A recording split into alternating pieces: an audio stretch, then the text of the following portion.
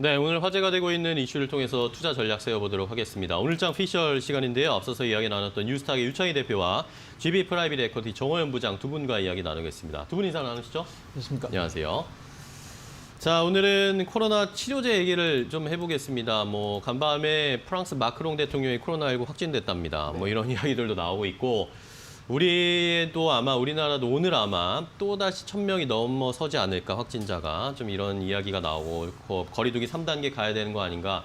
결국에 이런 이야기들이 계속 나올 때 뭐 해결책은 결국에 치료제가 나오는 것밖에 없다는 생각이 듭니다. 뭐 백신을 해외 쪽에선 백신에 집중을 하고 있지만 우리는 조금 더 치료제 쪽에 관심을 두고 집중을 하고 있기 때문에 뭐 셀트리온도 그렇고 녹십자도 그렇고 어제는 뭐 대웅제약이 뭐 코로나 치료제 임상 이야기가 나오고 있으면서 발빠르게 좀 진행되고 있다는 느낌이 드는데 그런 의미에서 오늘은 한번 살펴보도록 하겠습니다. 먼저 유창희 대표님께 좀 여쭤보겠는데 자, 지금 코로나 치료제 우리나라의 업체들이 어느 정도로 진행이 되고 있고 어떤 앞으로의 전망을 보고 계신지 궁금합니다.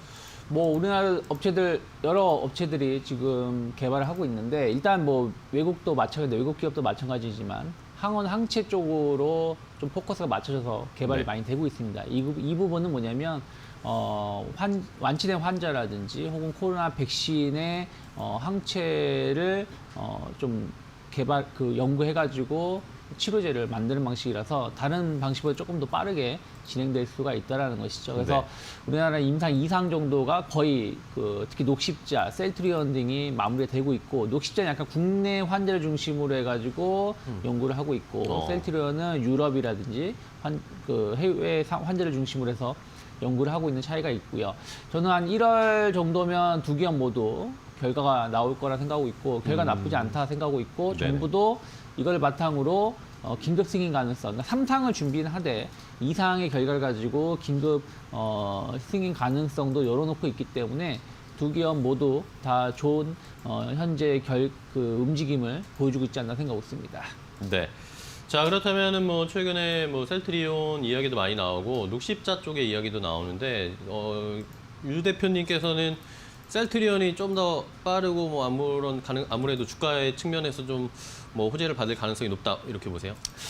뭐 솔직히 뭐 제목 자체가 좀 PD님 좀 악의적이죠. 엄마가 좋냐 아빠가 좋냐 두 기업 모두 다 좋은 네. 상황인데 누군가 선택을 해야 된다라면 네. 저는 약간 셀트리온 쪽에 조금 더 유리하지 않을까. 왜 그런가요? 그러냐면은 녹십자하고 셀트리온 좀 차이점은 녹십자는 완치된 환자의 혈장에서 치료 항체를 추출해가지고 치료제를 만드는 것이거든요.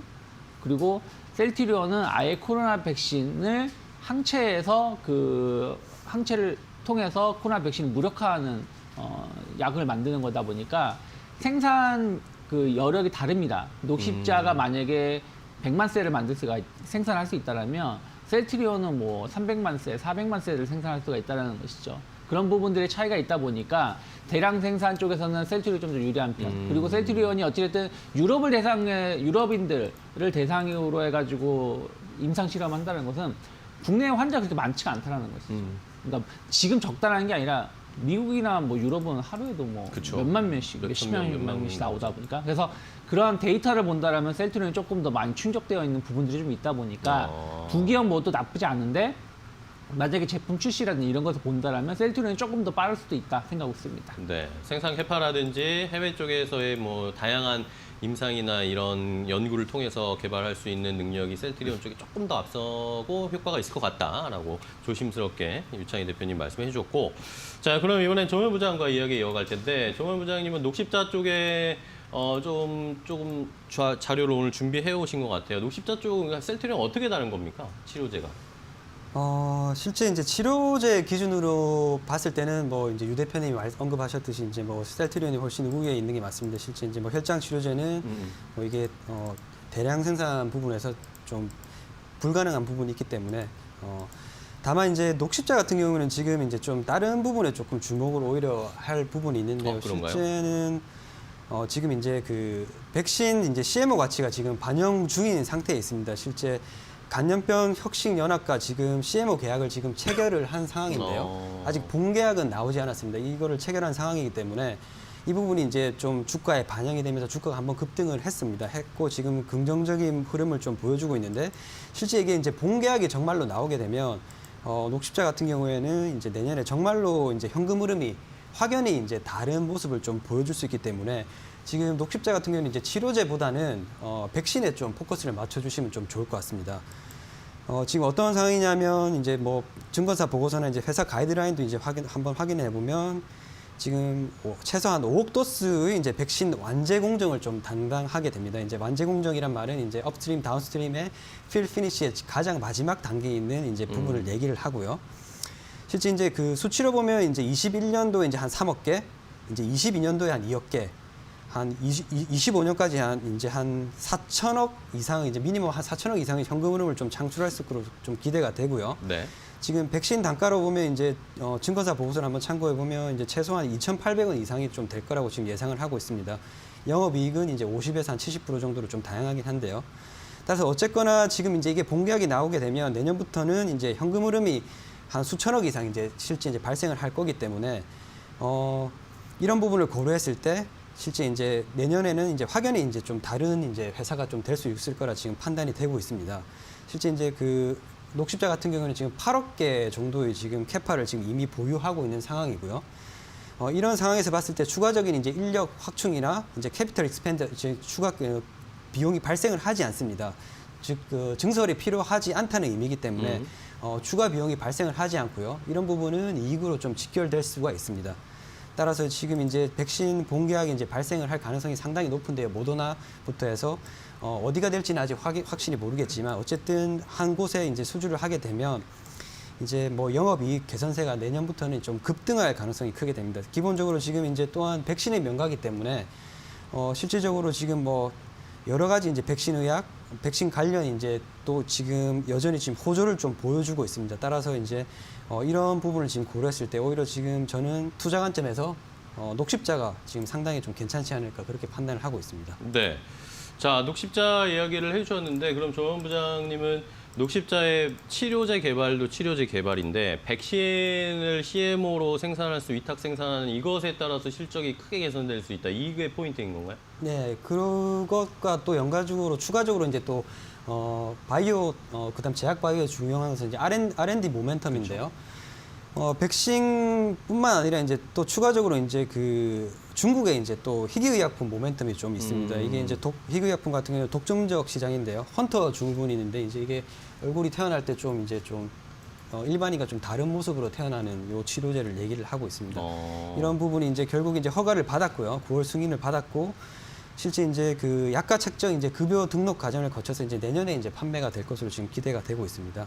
이런 부분이 이제 그 부분도 있고요. 실제 이제 또 바이오에서 중요한 부분은 이제 임상이 얼만큼 진행이 됐냐에 따라 이제 그 밸류에이션 디스카운트 요인이 이제 감소가 되면서 기업 가치가 증가하는 부분이 있는데요. 실제 이제 면역 글로불린 같은 경우에는 실제 이제 BLA를 지금 그 허가 신청서를 지금 제출한 상황입니다. 네. 지금 2021년 하반기에는 이제 정식 허가가 좀 기대되는 부분이 있고요. 따라서 이런 이제 추가적인 이제 면역 글로불린 이제 모멘텀도 지금 또 추가적으로 갖고 있기 때문에 이런 부분에서 또 수천억이 매출이 또 발생이 또 가능한 부분이 있습니다. 또 이제 수급 측면에서도 실제 이제 그 MSCI 신흥국 지수에 지금 중국 기업 블랙리스트가 지금 편출이 된 상황입니다.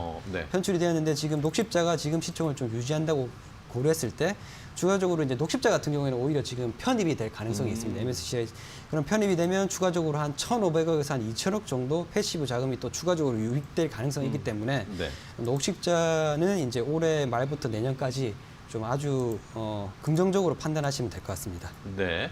자, 녹십자에 대해서 한번 자세하게 뭐 마지막에 전략까지 수급적인 측면도 함께 체크를 해주셨습니다. 자, 그렇다면 유차인 대표님께는 아까 셀트리온을 미셨으니까 네. 셀트리온이 최근에 주가가 좀 많이 올라왔고 네. 조금 최근 들어서 약간 횡보를 하고 있습니다. 그렇다면 이거 셀트리온이나 셀트리온 헬스케어 이런 것들을 어떻게 좀 투자하면 좋을까요? 좀 조정이 나올 때 들어가도 괜찮을까요?